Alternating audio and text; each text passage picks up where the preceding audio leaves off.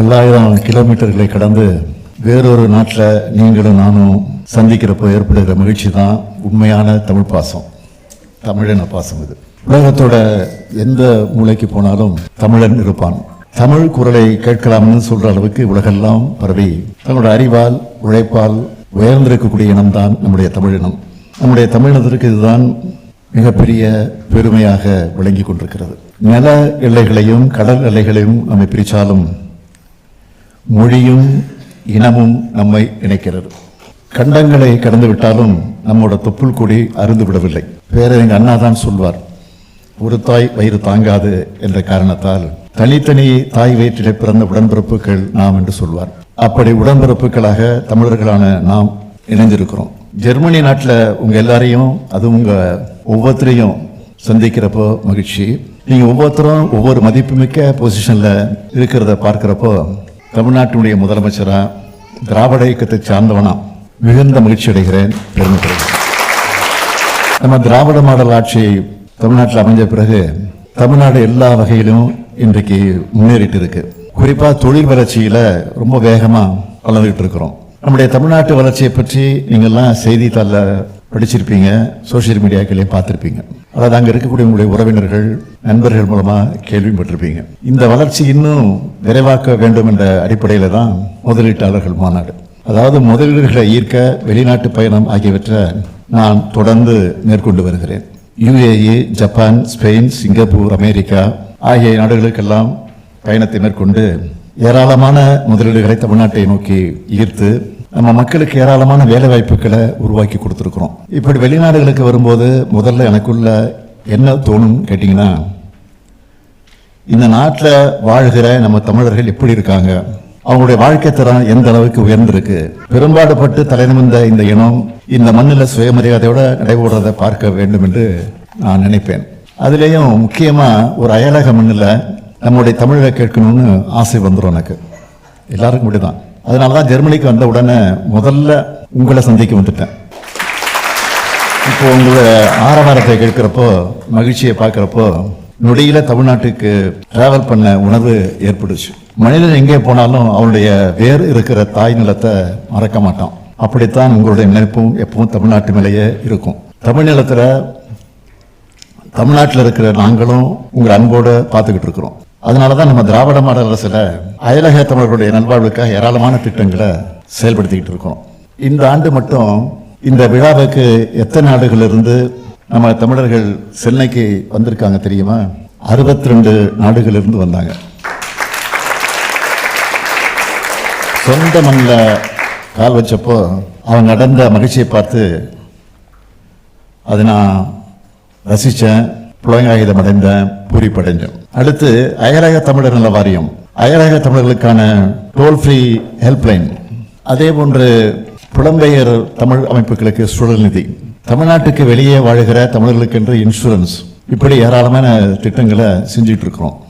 அது மட்டுமல்ல, வெளிநாடுகளுக்கு வேலைக்கு சென்று எதிர்பாராத விதமா உயிரிழக்கக்கூடிய நேரத்தில் அந்த குடும்பத்துக்கு நிதி உதவியும் பென்ஷனும் வழங்குகிறோம்.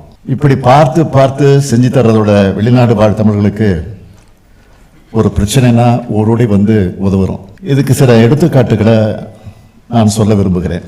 உக்ரைன் நாட்டிலிருந்து 1524 மாணவர்கள், சூடான்ல இருந்து 253 பேர், இஸ்ரேல இருந்து 123 பேர், வங்கதேசத்திலிருந்து 220 பேர், கம்போடியா, தாய்லாந்து, மியான்மர் ஆகிய நாடுகளிலிருந்து 119 பேரை மீட்டு வந்திருக்கிறோம். அது மட்டுமல்ல, இன்னும் சில நிகழ்ச்சியான சம்பவங்களையும் உங்ககிட்ட நான் பகிர்ந்துக்க விரும்புகிறேன். காஞ்சிபுரத்தை சேர்ந்த மனோஜ் என்பவர் அமெரிக்காவிலிருந்து சென்னை வரும்போது அவருடைய குழந்தையின் பெயர் சந்தியா. சந்தியாவுக்கு நடுவானில் கடுமையான உடல்நலக்குறைவு ஏற்பட்டுச்சு. உடனே ஃப்ளைட்டை இஸ்தான்புல்ல லேண்ட் பண்ணிட்டாங்க. அந்த குழந்தையை மேல் சிகிச்சைக்காக சென்னை கழிச்சிட்டு வர 10 லட்சம் ரூபாய் வழங்கணும். மயிலாடுதுறையை சார்ந்த முபாரக் அலி என்பவருக்கு தாய்லாந்துல உடல்நலக்குறைவு ஏற்பட்டப்போ 10 லட்சம் ரூபாய் செலவில் சென்னைக்கு அழைச்சிட்டு வந்து சிகிச்சை அளித்தோம். குவைத் தீ விபத்தில் சிக்கின 7 தமிழர்களுடைய உடலை மீட்டு ஒப்படைச்சு அந்த குடும்பங்களுக்கு 5 லட்சம் ரூபாய் வழங்கணும். 2ஆம் உலக போர்ல போர் கைதிகளாக இருந்து மறைந்த தமிழர் நினைவா தாய்லாந்து நிலுகல் அமைக்க 10 லட்சம் ரூபாய் வழங்கியிருக்கிறோம். இதையெல்லாம் நான் குறிப்பிட்டு சொல்ல காரணம், தமிழ்நாட்டில் திராவிட மாடல் அரசும் உங்க முத்துவேல் கருணாநிதி ஸ்டாலினும் உங்களை ஆதரிக்க அரவணைக்க எப்பவும் எந்த நேரத்திலும் எந்த சூழ்நிலையிலும் இருப்போம். அதை சொல்லத்தான் இங்கே குறிப்பிட்டு சொன்னேன். இதை கேட்கும்போது வெளிநாடுகளில் அல்லல் படுகிற யாராவது ஒருத்தருக்கு நம்பிக்கை பிறக்கும். அவங்களுக்கும் உதவ நமக்கு ஒரு வாய்ப்பு கிடைக்கும்னு அதற்காகத்தான் இது சொல்றேன். இப்போ நான் சொன்ன முன்னெடுப்புகள் எல்லாத்தையும் விட மிக முக்கியமான திட்டம் தான் வேர்களை தேடி திட்டம். வெளிநாடுகளிலேயே செட்டில் ஆகிட்ட சிலர் மண்ணை விட்டு பிரிஞ்சு தூர தேசத்துக்கு வந்துட்டோம். இனி இந்த சொந்தம் அவ்வளவுதானா? உங்களுக்குள்ள நிச்சயம் இது ஏற்பட்டிருக்கும். அப்படிப்பட்ட புலமைந்த தமிழர்களுடைய குழந்தைகளை, மாணவர்களை நம்ம தமிழ்நாட்டுக்கு அழைச்சிட்டு போய் நம்ம மரபோட வேர்களை அறிமுகம் செஞ்சுட்டு இருக்கோம். 2023ஆம் ஆண்டு தொடங்கப்பட்ட இந்த திட்டத்தில் இதுவரைக்கும் 15 நாடுகளிலிருந்து 292 பேர் தமிழ்நாட்டுக்கு வந்திருக்காங்க. சில தலைமுறைகளா விட்டு போன சொந்தங்களை தேடி கண்டுபிடிச்சு உருகி இருக்காங்க. அவங்க கண்களிலிருந்து வழிஞ்ச கண்ணீரும் அவங்க மனசுல தேங்கி நின்ன பாசமும் தான் இந்த திட்டத்தோட நோக்கத்துக்கு கிடைச்ச வெற்றின்னு நான் நினைக்கிறேன். வாழ்வதும் வளர்வதும் தமிழும் தமிழனுமாய் இருக்க வேண்டும். இதுதான் நம்ம திராவிட மாடல் அரசோட மோட்டோ. இதுக்காகத்தான் தொடர்ந்து செயலாற்றி கொண்டு இருக்கிறோம். நம்ம அரசோட திட்டங்களை நாம ஏற்படுத்தி தரக்கூடிய வாய்ப்புகளை நீங்க எல்லாரும் பயன்படுத்திக்க வேண்டும் என்று நான் கேட்டுக்கொள்கிறேன். அதே சமயம் உங்க மேல இருக்கக்கூடிய அன்போடும் உரிமையோடும் ஒரு கோரிக்கை வைக்க விரும்புகிறேன். எப்போதுமே எங்கேயாவது முதலமைச்சர் போனா தமிழ்நாட்டை பொறுத்த வரைக்கும் இடத்துலாம் கோரிக்கை வைப்பாங்க. ஆனா நான் முதலமைச்சராக வந்து உங்க இடத்துல இப்போ கோரிக்கை வைக்க வந்திருக்கிறேன். ஒன்றும் பயப்பட வேண்டிய அவசியம் இல்லை. உலக நாடுகளை, குறிப்பா வளர்ச்சியடைந்த நாடுகள் எப்படி இருக்குன்னு பாக்குறவங்க நீங்க. இது மாதிரி நம்ம தமிழ்நாடும் வளர வேண்டும். நான் நினைக்கிற மாதிரி தான் நீங்களும் நிச்சயமா நினைப்பீங்க, என்ன விட அதிகமா நினைப்பீங்க. எனவே உங்களால முடிஞ்ச உதவிகளை தொடர்ந்து உங்க தாய் மண்ணுக்கு நீங்க செய்யணும். செய்வீங்க, செஞ்சுக்கிட்டு இருக்கிறீங்க. நீங்க சின்னதா பிசினஸ் செஞ்சுக்கிட்டு இருந்தாலும் உங்க தொழிலை தமிழ்நாட்டிலிருந்து தொடங்க முயற்சி பண்ண வேண்டும். பெரிய பெரிய நிறுவனங்கள்ல நீங்க வேலை செய்யறீங்கன்னா உங்க நிறுவனத்துல நம்ம தமிழ்நாட்டில் நிறைஞ்சிருக்கக்கூடிய வாய்ப்புகளை பத்தி எடுத்து சொல்லி நம்ம தமிழ்நாட்டில் இன்வெஸ்ட்மெண்ட் பண்ண மோட்டிவேட் பண்ணுங்க. உங்க சொந்த கிராமங்களை கவனிச்சுக்குங்க. அங்க படிக்கிற நம்ம அரசு பள்ளி மாணவர்களுக்கு, ஏழை எளிய மாணவர்களுக்கு உங்களால் முடிஞ்ச கல்வி உதவிகளை செய்யுங்கன்னு கேட்டுக்கிறேன்.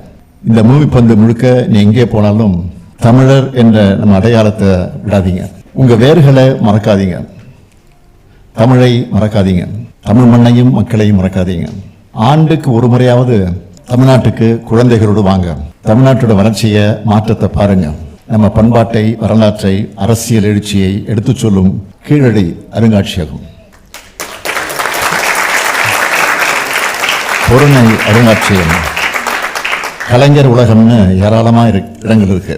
அதையெல்லாம் நீங்க மட்டும் இல்ல, உங்க குழந்தைகளுக்கும் சுற்றி காண்பிச்சு நம்ம வரலாற்றை எடுத்து சொல்லுங்க. உங்க வரவா, உங்க குடும்பத்தில் ஒருத்தனா இந்த முத்துவேல் கருணாநிதி ஸ்டாலின் உங்களுக்காக தமிழ்நாட்டில் இருக்கேன்.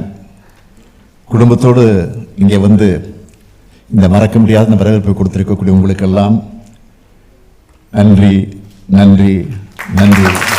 விடைபெறுகிறேன். வணக்கம்.